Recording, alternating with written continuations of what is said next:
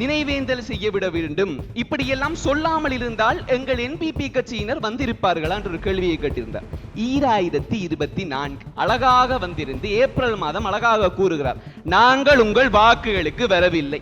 13ஆம் சீர்திருத்தத்தை கனவில் கூட நினைத்து பார்க்க வேண்டாம். நாங்கள் பொருளாதார சீர்திருத்தத்தை மேற்கொள்ள வந்திருந்தோம். விருப்பம் என்றால் வாக்களியுங்கள். என்பிபியின் தலைவர் அனுரகுமார திசாநாயக அழகாக கூறுகின்றார். ஐயா, இதைத்தான் நாங்களும் கூறிக்கொண்டிருக்கின்றோம். இவர்களுக்கு இலகுவான வாக்கியங்களில் கூற வேண்டும் என்றால், அன்று அமைச்சு பதவிகளை ஏற்றால் சுமந்திரன் ஐயாவின் கைகளை வெட்டி விடுவோம் என்று தமிழன் சொல்லிக் கொண்டிருக்கின்றான்.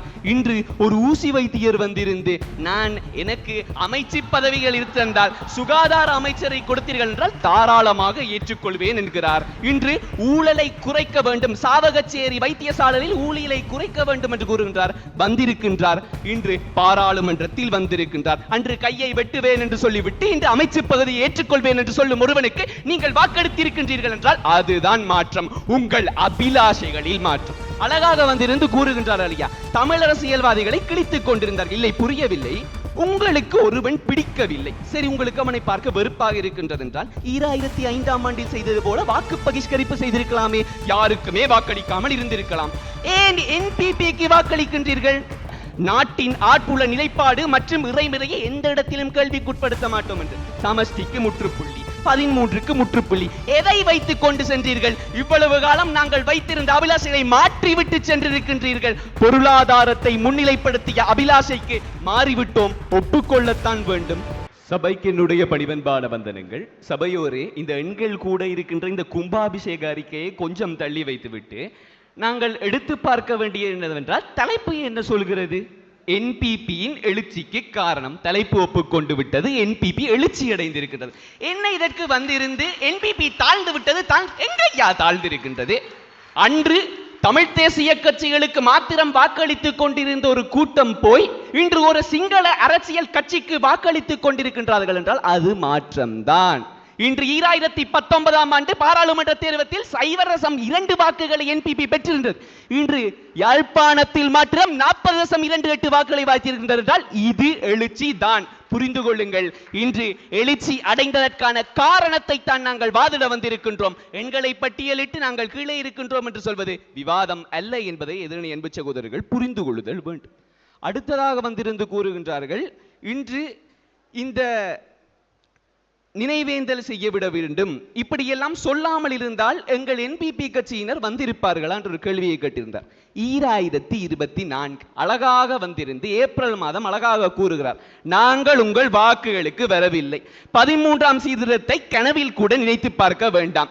நாங்கள் பொருளாதார சீர்திருத்தத்தை மேற்கொள்ள வந்திருந்தோம். விருப்பம் என்றால் வாக்களியுங்கள். என்பிபியின் தலைவர் அனுரகுமார திசாநாயக அழகாக கூறுகின்றார். ஐயா, இதைத்தான் நாங்களும் கூறிக்கொண்டிருக்கின்றோம். இவர்களுக்கு இலகுவான வாக்கியங்களில் கூற வேண்டும் என்றால், அன்று அமைச்சு பதவிகளை ஏற்றால் சுமந்திரன் ஐயாவின் கைகளை வெட்டி விடுவோம் என்று தமிழன் சொல்லிக் கொண்டிருக்கின்றான். இன்று ஒரு ஊசி வைத்தியர் வந்திருந்து, நான் எனக்கு அமைச்சு பதவிகள் இருந்தால் சுகாதார அமைச்சரை கொடுத்தீர்கள் என்றால் தாராளமாக ஏற்றுக்கொள்வேன் என்கிறார். இன்று ஊழலை குறைக்க வேண்டும், சாவகச்சேரி வைத்தியசாலையில் ஊழலை குறைக்க வேண்டும் என்று கூறுகின்றார். வந்திருக்கின்றார், இன்று பாராளுமன்றத்தில் வந்திருக்கின்றார். அன்று கையை வெட்டுவேன் என்று சொல்லிவிட்டு இன்று அமைச்சு பகுதியை ஏற்றுக்கொள்வேன் என்று சொல்லும் ஒருவனுக்கு நீங்கள் வாக்களித்திருக்கின்றீர்கள் என்றால் அதுதான் மாற்றம், உங்கள் அபிலாஷைகளில் மாற்றம். அழகாக வந்திருந்து கூறுகின்றார் ஐயா, தமிழ் அரசியல்வாதிகளை கிழித்துக் கொண்டிருந்தார்கள். இல்லை, புரியவில்லை. உங்களுக்கு ஒருவன் பிடிக்கவில்லை, சரி, உங்களுக்கு அவனை பார்க்க வெறுப்பாக இருக்கின்றது என்றால் 2005ஆம் ஆண்டில் செய்தது போல வாக்கு பகிஷ்கரிப்பு செய்திருக்கலாமே, யாருக்குமே வாக்களிக்காமல் இருந்திருக்கலாம்.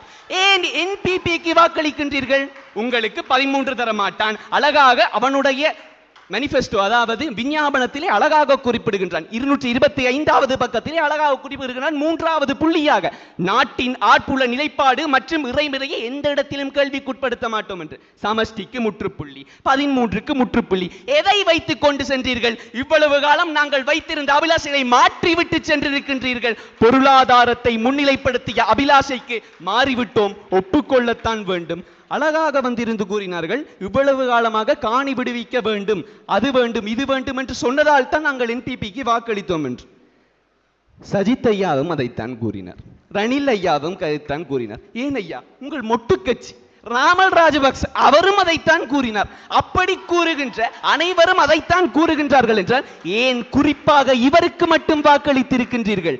உங்கள் அபிலாஷைகள் வேறொரு பாதைக்கு திசை திருப்பப்பட்டிருக்கின்றது. அதனை புரிந்து கொள்ளுங்கள்.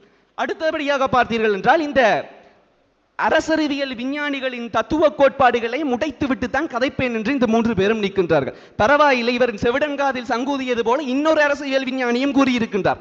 ரொனால்ட் இங்லட் கலாசார பின்னடைவு என்ற புத்தகத்திலே அமெரிக்க அரசியல் விஞ்ஞானி தான் இவர் கூறுகின்றார், மக்களின் அபிலாஷை மாறும் போது தேர்தல் முடிவுகள் மாற்றம் பெறும் என்று. 3 அரசியல் விஞ்ஞானிகளும் அதைத்தான் கூறுகின்றார். இந்த 3 பள்ளி மாணவர்களும் வேறுதான் கூறுகின்றார்கள். தீர்வு உங்கள் கையில் இருக்கின்றது. அடுத்ததாக பார்த்தீர்கள் என்றால் இன்று நாங்கள் தமிழ் மக்கள் என்று எடுத்து பார்க்கும் பொழுது கிழக்கில் வாழ்கின்ற முஸ்லிம்களை சற்று எடுத்து பார்த்தல் வேண்டும். கிழக்கில் வாழும் முஸ்லிம்களின் அபிலாஷை என்பது அழகாக குறிப்பிடுகின்றது பாருங்கள். ரூல் ஆஃப் லோ, அதாவது 2019ஆம் ஆண்டு ரூல் ஆஃப் லோ ஆக இருந்த அந்த அபிலாஷையானது மாற்றம் பெற்று இன்று பொருளாதாரமாக வந்திருக்கின்றது என்று நேஷன் அண்ட் ட்ரஸ்ட் சொசைட்டி என்பது கூறுகின்றது என்றால், அறிக்கை சமர்ப்பித்திருக்கின்றது என்றால், அங்கிருக்கின்ற முஸ்லிம் தமிழ் மக்களுடைய வாக்குகளானவை என்பிபிக்கு அதிகரித்திருக்கின்றது என்றால் அங்கு நடைபெற்றது அபிலாஷை மாற்றம். தமிழ் மக்களை மாத்திரம்தான் பார்க்கின்றோம் என்று எண்ண வேண்டாம். இன்று முஸ்லிம்களாக இருந்தாலும் தமிழர்களாக நமக்குள்ளே கலந்தாலோசித்திருக்கும் அவர்களையும் சிந்தித்துக் கொண்டிருக்கின்றோம் நாங்கள். எங்கள் விவாதம் அப்படித்தான் கட்டமைக்கப்பட்டிருக்கின்றது. இந்த இளைஞர்களை பற்றி நாங்கள் கட்டாயம் பேசத்தான் வேண்டும் ஐயா. இன்று இந்த இளைஞர்களை வைத்துக் கொண்டு என்ன செய்வதென்றே என்று புரியவில்லை. தையிட்டி விகாயிலேயே எத்தனை பேர் இருக்கின்றீர்கள் என்று பார்த்தால் 5 பேர் தான் நிற்கின்றார்கள். நோ லிமிட் துறக்க போகின்றேன் என்று சென்றால் 10-15 இல்லையா, கோடிக்கணக்கிலே சென்று கொண்டிருக்கின்றார்கள். அது கூட பரவாயில்லையா. தமன்னா வந்திருக்கின்றார்கள் என்று பனைமரத்தில் எழுதி மண்டையை உடைத்து விட்டான் ஒரு இளைஞர். அது கூட பரவாயில்லை. டிவிகேக்கு வாக்களிக்க போகின்றேன் என்று யாழிலிருந்து தான் இந்திய பிரஜா உரிமைக்கு விண்ணப்பிக்க போகின்றேன் என்று கூறிக்கொண்டிருக்கின்றார்கள். இப்படிப்பட்ட இளைஞர்களை வைத்துக் கொண்டு என்னையா செய்வது?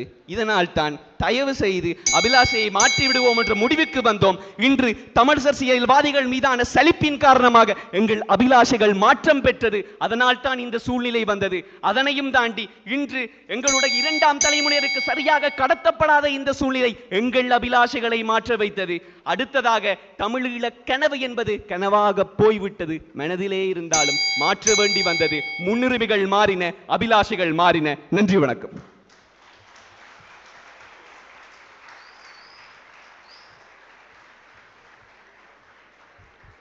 தொடர்ந்து பிரதிவாதி